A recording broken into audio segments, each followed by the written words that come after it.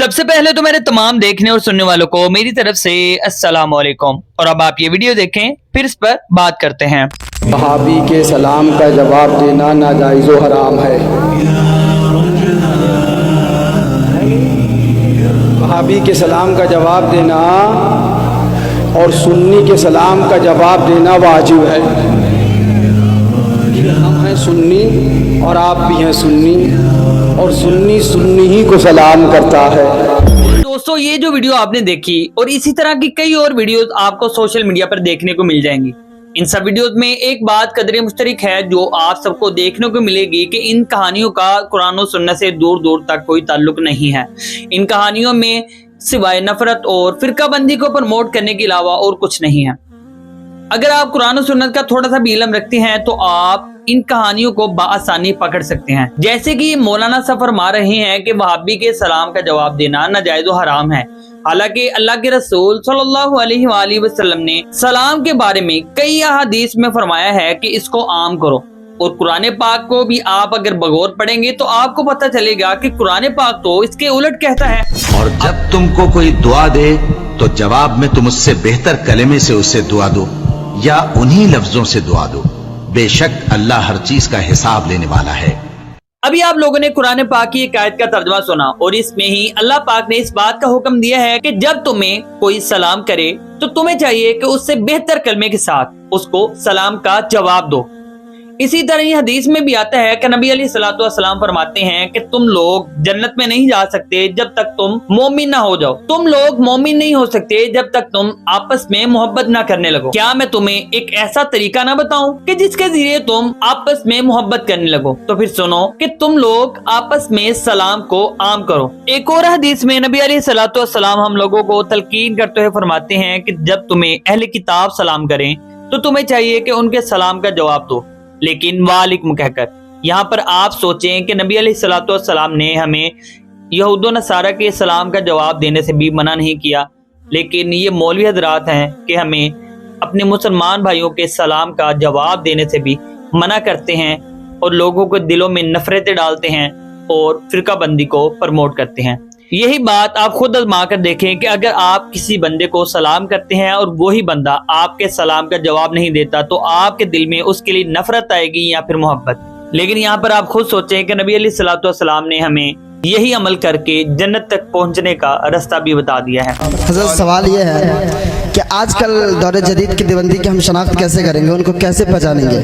اور یہ بتائیے، میں عبد المصطفیٰ رضوی صاحب کی تقریر سنا ہوں، وہ کہتے ہیں کہ دیوبندی سے سلام کرنا حرام ہے، کلام کرنا حرام ہے، سب ناجائز ہے، پھر ہم ان تک اپنا دین کیسے پہنچائیں گے؟ تبلیغ کے لیے کوئی سلام کرنا ضروری نہیں ہے۔ کوئی عالم دین جائے اور تو سلام کرے تو یہ تبلیغ نہیں۔ اللہ کے نبی نے بادشاہوں کو خطوط لکھے، اس زمانے کے کافروں کو تبلیغ کی تو آقا سلام نہیں کرتے تھے، بلکہ حضور کیسے سلام کرتے تھے؟ السلام علی من اتبع الہدی۔ اس طرح سے سلام آپ بھی کر لیں۔ اس کا مطلب کیا ہوتا ہے؟ سلامتی ہے اس کے لیے جو ہدایت کی پیروی کرے۔ ہدایت کی پیروی کرو گے تو سلامتی، نہیں کرو گے تو تم پر سلامتی نہیں۔ یہ مشروط سلام ہو گیا، شرط کے ساتھ سلام ہوتا تھا۔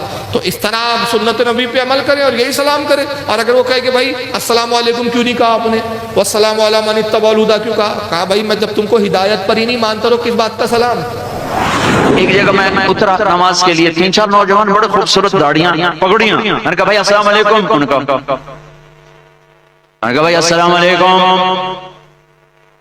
السلام علیکم، سلام کا جواب نہیں دیا۔ ان بچوں کو کسی نے یہ زہر پلایا تو انہوں نے پیا، چھوٹی چھوٹی عمر کے نوجوان تھے، ان کو نہیں خبر کہ دین کیا ہے۔ کسی نے کہا کہ یہ تبلیغ والے کافر ہیں، گستاخ رسول ہیں، تو میں سلام کر رہا ہوں، مجھے جواب، میرے نبی منافقہ کے سلام کرتے تھے، میرے نبی جواب دیتے تھے، چونکہ ظاہر اسلام پر حکم لگاتے تھے۔ یہاں پہ بریلوی دیوبندی اہل حدیث آپس میں ایک دوسرے کے سلام کے قائل نہیں ہیں۔ ہم جب دعوت اسلامی میں تھے تو ہم تو وہابیوں کے سلام کا جواب نہیں دیتے تھے، ہم تو وعلیکم بھی نہیں کہتے تھے۔ میں ہمیشہ وہابیوں کو سلام میں پہل کیا کرتا تھا اس زمانے میں، اور کیا کہتا تھا؟ السلام علینا، علینا آہستہ آواز میں، یعنی مجھ پہ ہی سلام ہو۔ السلام ہم اونچا بول تو اس کو یہ سمجھ آتی تھی السلام علیکم کا ہے۔ یعنی یہ ہماری تربیت تھی، ظاہر ہے ہم اعلیٰ حضرت کے ماننے والے تھے، یہ تو اللہ نے بعد میں توفیق دی اور پتہ چلا کہ یہ کس طریقے سے نفرتیں ان لوگوں نے پھیلائی ہیں، تو وعلیکم سے بھی جواب ہو جاتا ہے۔ اگر اب کوئی نان مسلم آپ کو واضح الفاظ میں کہہ رہا ہے السلام علیکم، تو اب آپ کا جواب صرف وعلیکم نہیں ہونا چاہیے، اگرچہ اس سے بھی جواب اس کو ہو جائے گا، لیکن اخلاقیات کا تقاضا یہ ہے کہ اب آپ پورا اسے جواب دیں وعلیکم السلام، کیونکہ اس نے السلام علیکم تو نہیں آپ کو کہا نا، لہٰذا وہ جو ایک قدغن تھی نا وہ وجہ اٹھ گئی، وہ وجہ پیچھے یہ تھی وعلیکم کہنے کی۔ آج کل تو اللہ کا شکر ہے کہ basic human rights, human dignity جس طرح دنیا میں ہے، اب تو کوئی اس قسم کی حرکت نہیں کرتا، سوشل میڈیا پہ ضرور گالی گلوچ کرتے ہیں، آمنے سامنے کوئی نہیں کرتا اس طریقے سے کہ کسی کو السلام علیکم کہے۔ لہٰذا آج اگر کوئی نان مسلم سلام کرے اور صحیح الفاظ سے کر رہا ہے تو آپ وعلیکم السلام پورا بھی اس کو کہہ سکتے ہیں اور پہل بھی کر سکتے ہیں۔ ہاں جی، بخاری مسلم میں حدیث ہے، نبی علیہ السلام ایک چوراہے سے گزرے جہاں پہ کچھ مشرکین تھے، کچھ یہودی تھے، کچھ مسلمان تھے۔ بخاری مسلم کے الفاظ ہیں، نبی علیہ السلام نے سلام میں پہل کی السلام علیکم ورحمۃ اللہ، یعنی سلام میں آپ کفار کے لیے پہل بھی کر سکتے ہیں اس حدیث کے تحت۔ یہی وجہ ہے کہ ڈاکٹر ذاکر نائک جب کبھی بھی پبلک اپنی آڈینس سے جلسوں میں اپنے پروگراموں میں خطاب کرتے ہیں تو وہ پھر اس میں کیا کہتے ہیں، اس میں تو نان مسلم بھی ہوتے ہیں، بعض اوقات 20 سے 25% non Muslim. I welcome all of you with the Islamic greetings, السلام علیکم ورحمۃ اللہ وبرکاتہ۔ میں آپ تمام لوگوں کو جو اسلام کے آداب ہیں اس میں ویلکم، خوش آمد کہتا ہوں اسلام کے ان الفاظ کے ساتھ، السلام علیکم ورحمۃ اللہ۔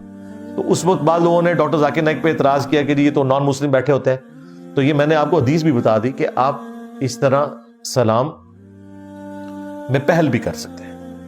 نعوذ باللہ اگر کسی کو شیطان یہ وسوسہ دلاتا ہے کہ نبی علیہ السلام نے جب سب کو کہا السلام علیکم تو آپ نے صرف مسلمانوں کی نیت کی بھی تھی، باقیوں کی نہیں کی بھی تھی، مولویوں کے دماغ کیڑا ہوتا ہے۔ ہاں، نبی جو ہوتے ہیں نا وہ سلیم الفطرت ہوتے ہیں، اعلیٰ اخلاقیات کے مالک ہوتے ہیں، ان کے اخلاق اتنے بلند ہیں کہ وہ اس قسم کی یعنی کوئی بھی معاملات نہیں کرتے ہیں جو آپ کے دماغ کے اندر خناس آتا ہے، ولیعوذ باللہ تعالی۔ لہٰذا یہ سلام والا معاملہ بھی کلیئر ہو گیا۔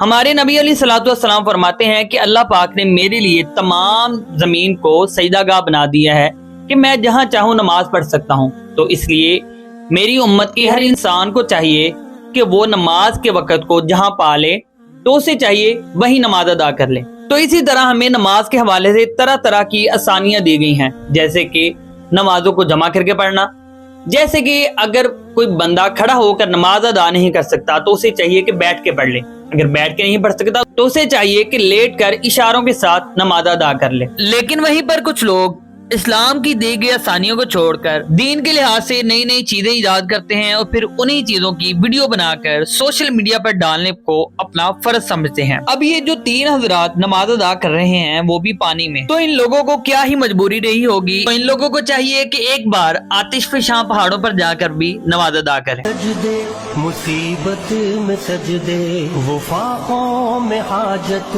میں غربت میں سجدے، وہ جنگ و جدل میں حراست میں سجدے، لگا تیر زخموں کی حالت میں سجدے، وہ غاروں کی وحشت میں پر نور سجدے، وہ خنجر کے سائے میں مسرور